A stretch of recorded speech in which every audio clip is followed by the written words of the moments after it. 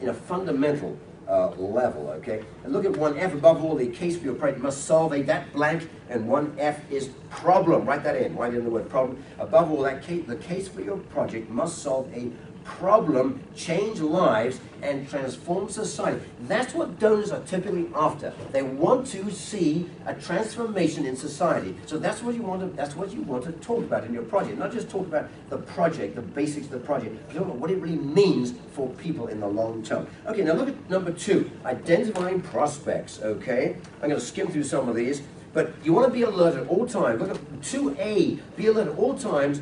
Constantly seek out wealthy individuals and people who are the gatekeepers of wealth. Wherever I go, whether I'm set up at a cocktail party, sitting in a plane next to something, I'm constantly looking out for wealthy people. And you need to do the same. You need to constantly be alert to resources, to potential resources. So whenever you're talking to people, think about that, okay? It's like being a comedian. Everything you think about is seen through a comic lens. Same with fundraisers. When you raise money, everything you want to do is seen through that prism of needing to raise resources. So don't let it be just a 9-to-5 job. You want to be constantly on alert, okay? On Saturday morning, Sunday morning, when you go to the synagogue, be alert to it. Okay, I don't know when Jews go to the synagogue, so. Okay, Saturday, thank you. Okay.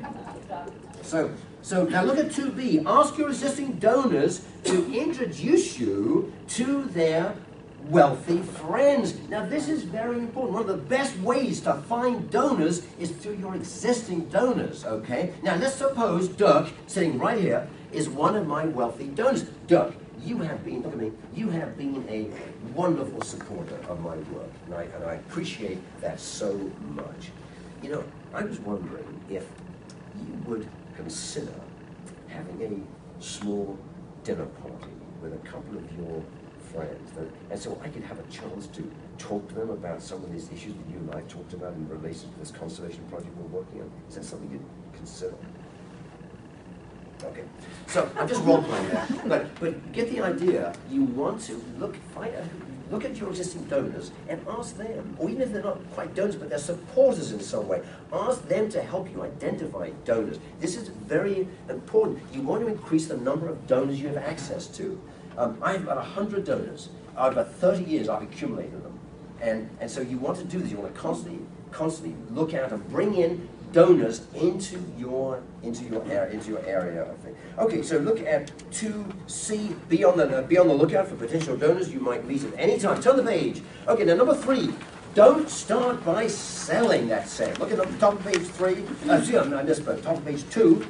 Okay, top of page 2, item number 3. Okay, don't start by selling. Look at 3A. Start by, now write this word in, listening. Write it in that blank. Start by listening, and the second blank is understanding. Start by listening and understanding. One night, about a year ago or so, I had a donor call me at about 10 o'clock one night. I was working in my study, and the phone went. I picked it up, and this was a donor, someone who's given me, he's a wonderful friend and given me a lot of money over the years. She was so upset.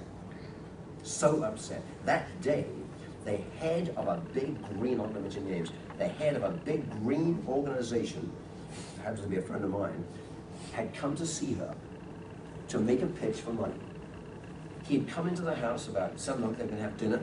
She had had her 2 children who were dressed up and ready to greet them, and she was looking forward to an opportunity where her kids could have an opportunity to talk with this person and meet this distinguished environmentalist. This guy made a big mistake. He came in and he barely stopped talking. He went on about what great work they're doing, how exciting they're doing this, they're doing that, they got this initiative, that initiative. And she had hardly get a word in edgeways. Her children didn't say a word, and she was just so upset. And she said to me on the phone, she said to me, you know, Chris, I am never going to fund these people again. She was so upset. This guy had no idea what a mistake he'd made. He had no idea. You know, you want to listen to people. I often say to people, you want to listen the gift.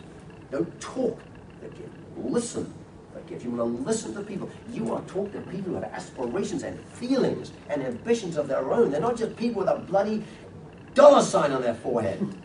Okay, so you don't want to treat them like crap. You want to treat them like real people, like you treat them like your best friends. Treat them with respect. That's what they deserve. Okay, so 3A, start by listening and understanding, okay? Don't, look at C, 3C, don't talk to be understood. Rather listen to understand. Thanks to Stephen Covey for that, okay? And look at 3F, don't make an ask. Like the ask that you practiced before Daniel came in late. Don't make an ask until you have built up, that blank is trust. Okay, absolutely foundational. Don't make an ask until you have built up. I will often go for maybe 3 or 4 years nurturing, cultivating a donor before I ask for any money from them. It's a game of patience. Okay? Can I ask you a question? Yes.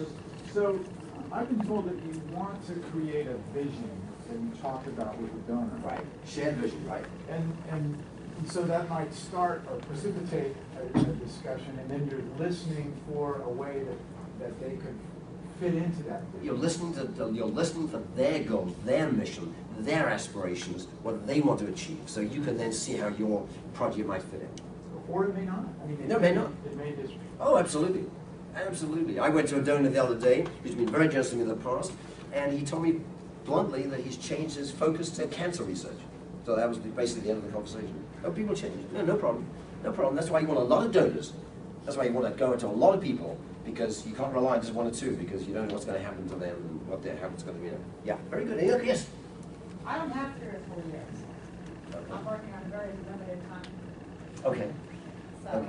Well, you can still nurture wealthy donors, but you want to focus on foundations, because so it depends. If you, I said 3 or 4 years, but that may in a way could have misled you, because sometimes you form a rapport with a donor, and it can move much more quickly. What I love about raising money from wealthy donors is they can get a check and write you a check right away without any fuss. By the way, a lot of what I'm saying here applies not just to wealthy donors, but to foundations and to corporations, because we all forget corporations and foundations are run by people.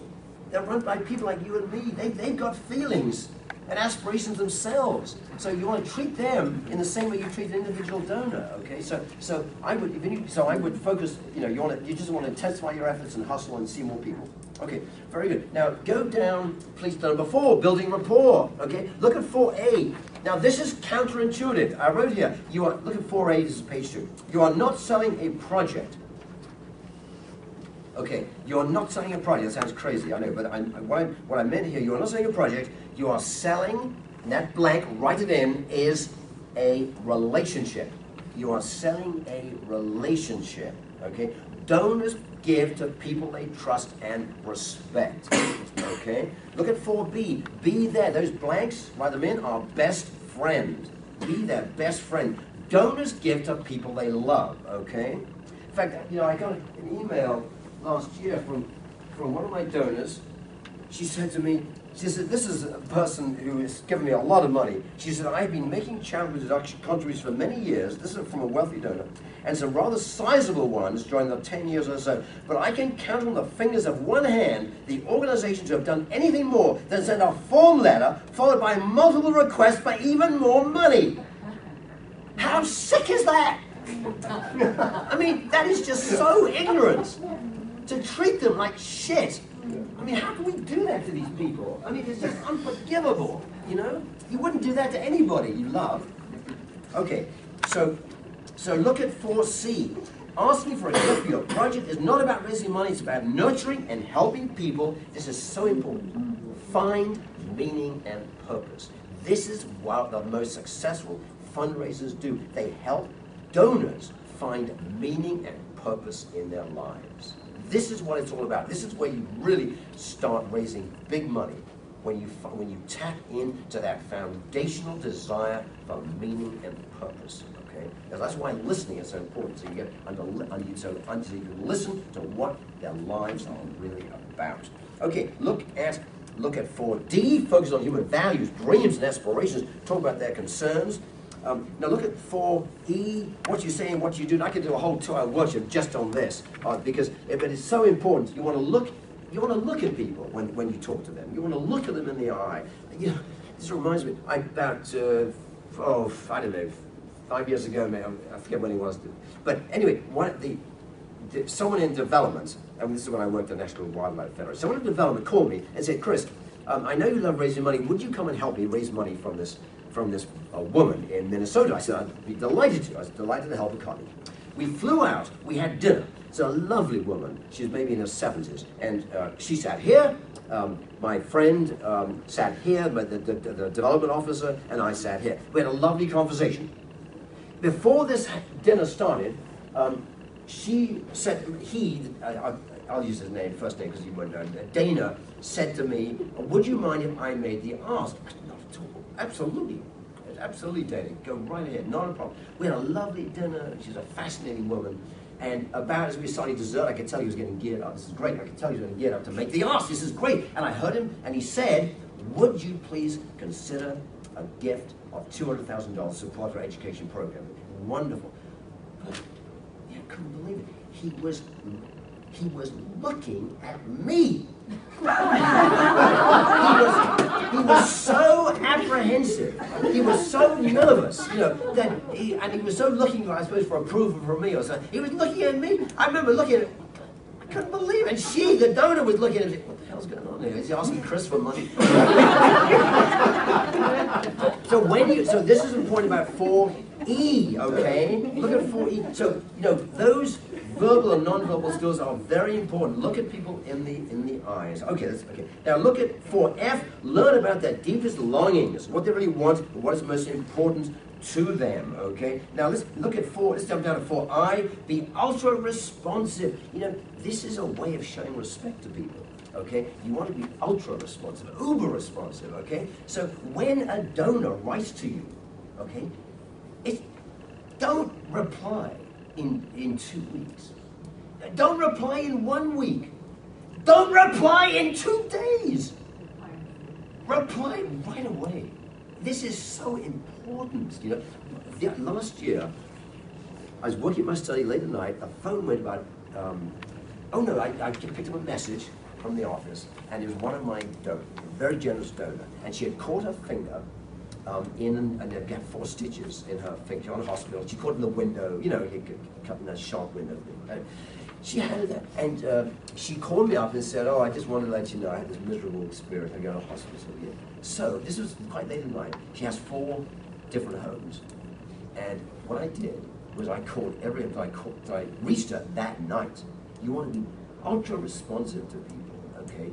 Okay, very good. So, okay, now turn the page as we move on fast. Look at 3, look at page 3, and look at L. Be loyal to those. That blank is absent, okay? Because when you go to fundraisers, when you go to when you talk to funders, they will often say to you, or sometimes they'll say to you, oh, well, so is your Oceana, and you're talking to a donor, and the donor might say to you, oh, I recently had a proposal from the Sierra Club, on the same general area. It might, Well, this is what the relevance of this. You want to be, they're not in the room, right? Is Sierra Club in the room? No. Therefore, be loyal to them. Don't ever say anything negative about somebody who's not in the room, okay? So if you're Oceana and your donor is about Sierra Club and Sierra Club is a competitor for these donors, what you say is you just be completely honest. You say that's a great organization. If you fund them, that'd be wonderful. I mean, you want to be very, very, very important not to be negative about somebody who's not in the room in any way. Okay, let's jump down here. Look at 5. The moves management. We'll skip over that for the minute. Look at number 6. Number 6 on page 3. Donors don't give to needs. Don't be a needy person. No donor wants to give to a needy person, okay? They want to give to people who are passionate, who run things well, who are efficient and professional and are totally devoted, dedicated to their subject, to their topic, to solving problems, to transforming society in good ways, okay? So don't be a needy person. You know all this, because if any of you are looking for a pay raise from your boss, you don't go to your boss and say, oh, I've got to send my kids to school next year and I need extra. No, that's not going to work, is it? No, of course it's not. You say to them, I need a pay raise because I've been doing a superb job and brought in these results, and therefore I deserve a better, more compensation. So this is the same with fundraising. You want to, when you make a request, you want to base it on your performance, on your abilities, your capabilities, your professionalism, your dedication to the mission, the fact that you're a well-run with an organization with great integrity and openness and honesty. Okay. All right. So don't sell that blank is needs. So I didn't say that. I'm sorry. On number 6A, don't sell that blank is needs. Don't sell needs. Okay. Okay. Instead, look at 6B. Instead, sell solutions, competence, and the vital importance of your project. Okay. Look at 6C. Sell changing lives and change society. Make the world a better, more humane place. Look at 6D. Your job is to empower the donor to do great things for a noble cause. Okay? Okay. And look at 6E. You're helping the donor find and raise the joy of making a gift that will leave a legacy for future generations. Turn the page to page 4. Look at number 7. Look at number 7. You want to learn, okay, preparing for a cultivation visit with a donor. Okay, so page 4 now, page 4, section 7. Okay, so learn all you can about the donor. That's on stump 8. And look at 7C. Slick selling techniques don't work and always backfire. Don't do anything slick or slimy. I mean, you just want to be absolutely genuine and authentic and straightforward. Just totally be yourself. Okay, that's the way to raise money. Don't read books on how to sell. Don't read those stupid books. None of that works. You just want to be yourself and be totally straightforward, and totally honest, and just be totally yourself. This is what's going to help you raise money. Okay, and look at 7D. The only successful way to raise money is to build a relationship with a prospect based on integrity, sincerity, high standards, entrepreneurial zeal, unflagging, and that blank is enthusiasm. Write it in. Enthusiasm, unflagging enthusiasm, and a passionate commitment to your project. Okay, that's the way to raise money, and that's true whether you're talking about a wealthy donor, a foundation, or a corporate executive. Okay. Going back to A, though, do you subscribe to any of these databases that Nope. give you information on people? No. So you do it by finding people they know and talking to them? Yes, and over time I've just met a lot of people, and I get a lot of people introduce me to other people, but I'm sure those databases are good. I'm sure it's helpful. I'm sure development offices use them.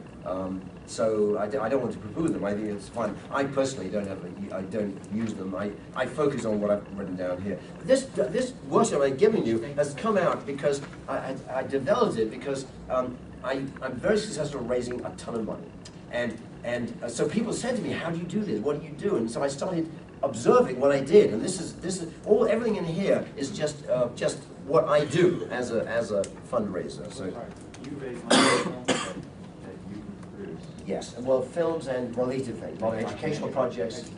Yeah, I raised money for IMAX films, for documentary films. I raised money for the Center for Environmental Filmmaking.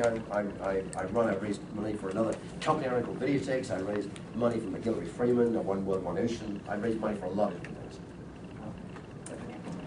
Are those all nonprofits? Yes, all nonprofits. So that we have to do first.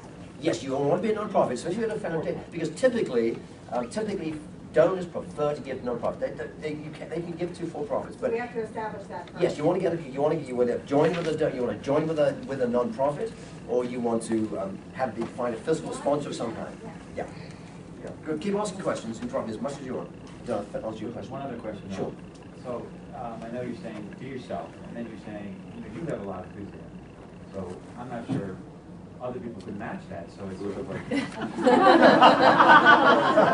like enthusiasm. Those are great things, but what if the person isn't wired that way? Right. The thing. Yeah. Very good question. I think you do the best you can, but you be yourself. It's very important to be completely yourself.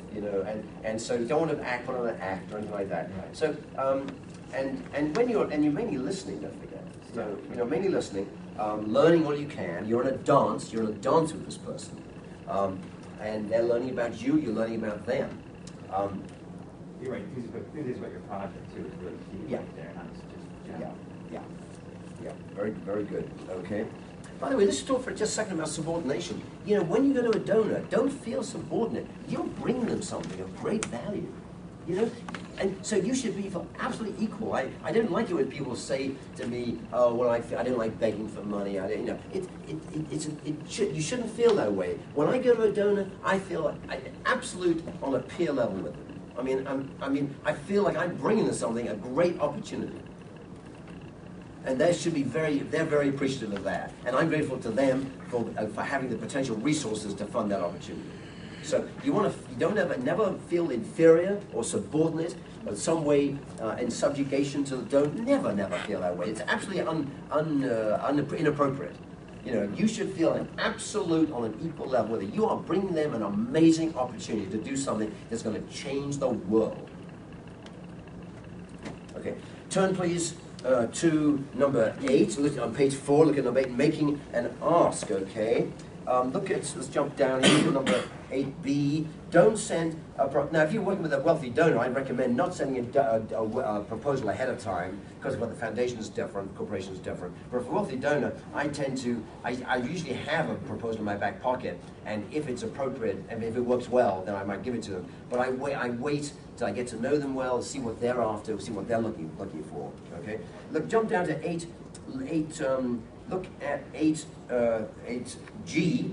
You are in a dance, I just said this, you're in a dance, a coordinated set of actions between you and the prospect is a joint process of discovery, okay? And look at 8H. I put this in italics because it's so important.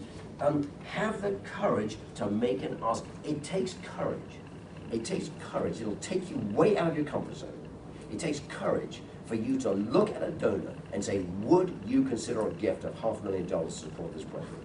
It takes courage, and it's very easy to not do it, to think you've done it, to kid yourself, And I've often been in meetings with people who think they've made an ask. They'll say things like, oh, we'd love you to support us. That is not an ask! That is not an ask. Oh, we'd be so grateful for your support. No! That is not an ask. An ask is, would you consider a gift of $100,000 to support our project?